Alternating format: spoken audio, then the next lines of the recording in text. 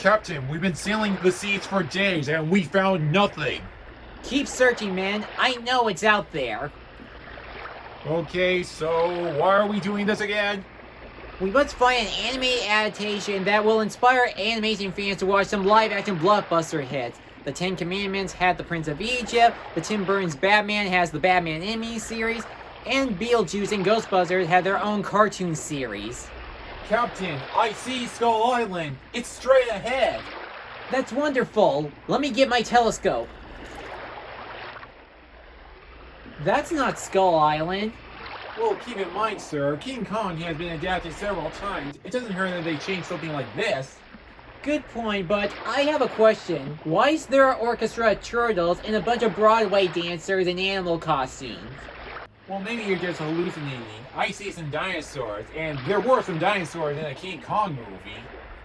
Well, I do see them, but I don't see King Kong fighting them that much. Captain, there's someone in the water.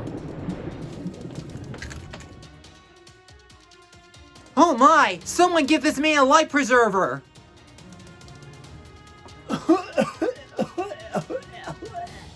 My dear good-looking man, what is on that island? Not Kong. Not Kong. Not Kong.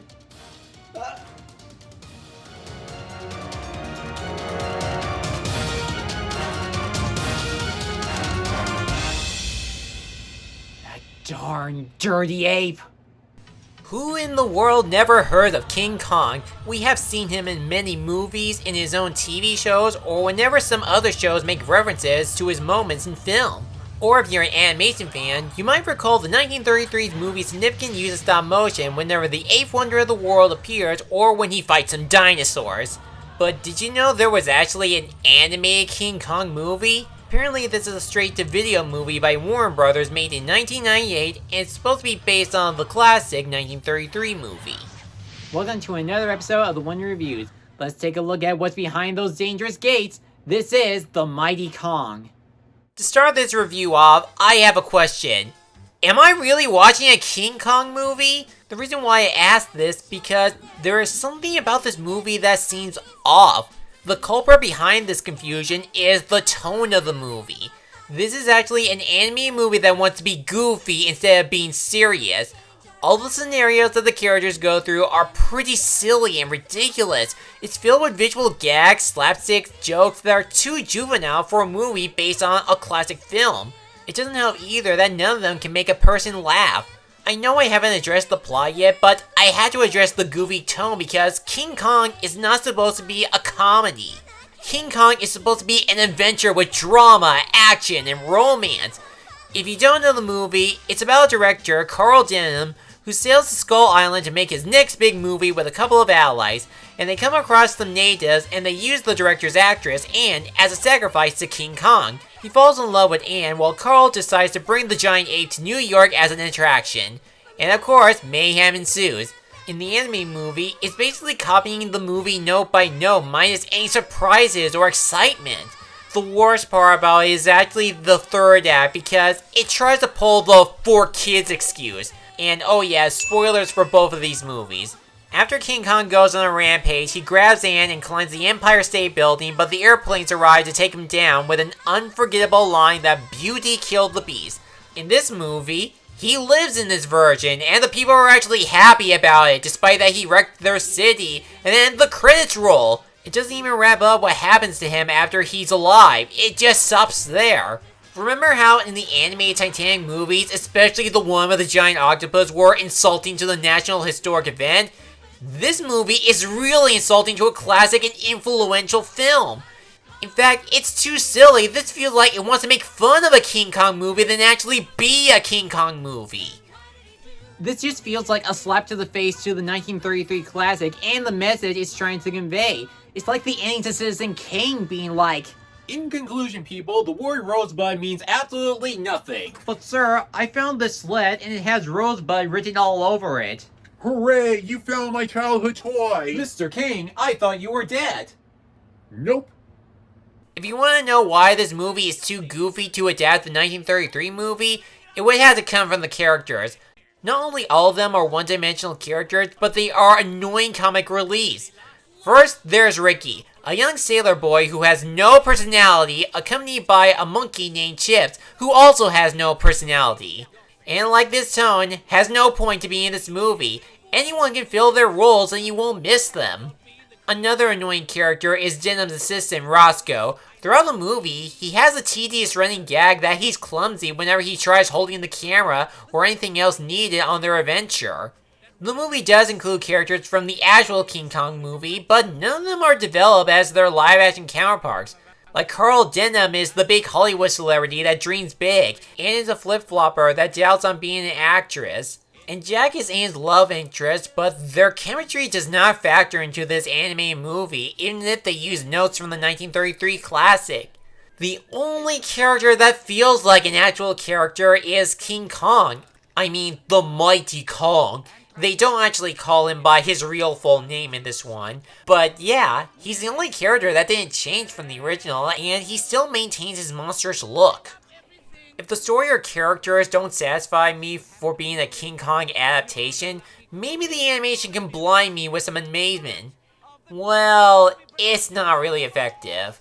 I'll give it credit that the designs of the humans and even King Kong are well done, and some of the designs in New York and Skull Island do capture the look of the actual movie, even if there were a few alterations. But the more I watch the movie, the more inconsistencies are shown. With the character animation, even though it's a straight-to-video movie, it still has that TV quality where the movements are lazy, and there are times when some of the lip movements don't often stay in sync. And for some strange reason, they would sometimes put in some live-action stock footage because I don't really know or what's their purpose. Another issue with the animation is with some of the scenes when King Kong goes on a rampage. For most of them, including the iconic scenes, they've been underplayed, making them not fun to watch, and they can be pretty immature.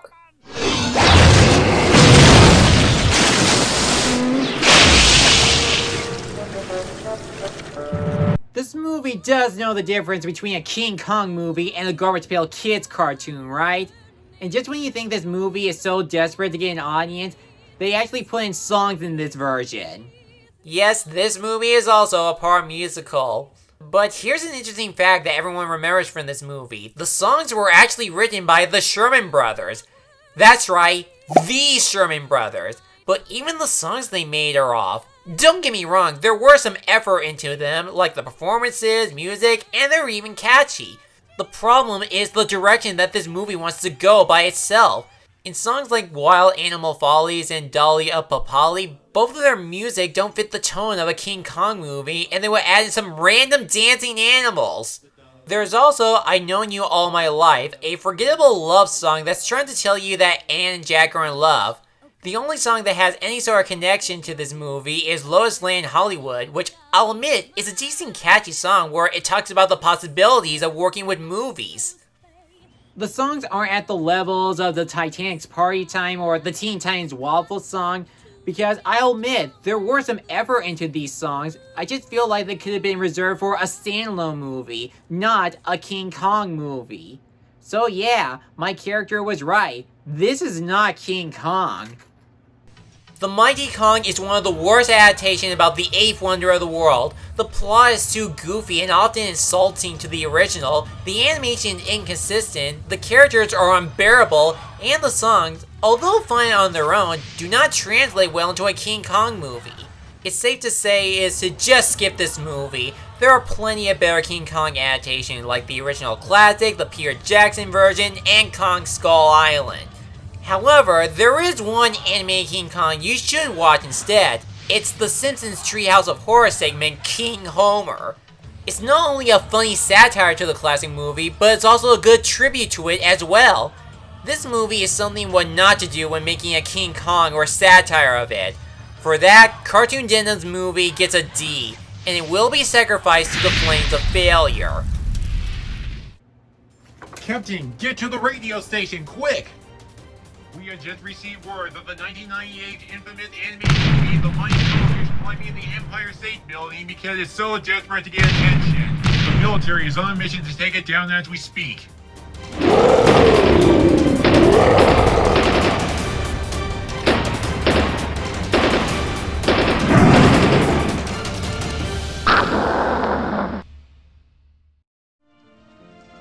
Looks like the planes got him. No, it wasn't the planes. It was real beauty that killed the beast.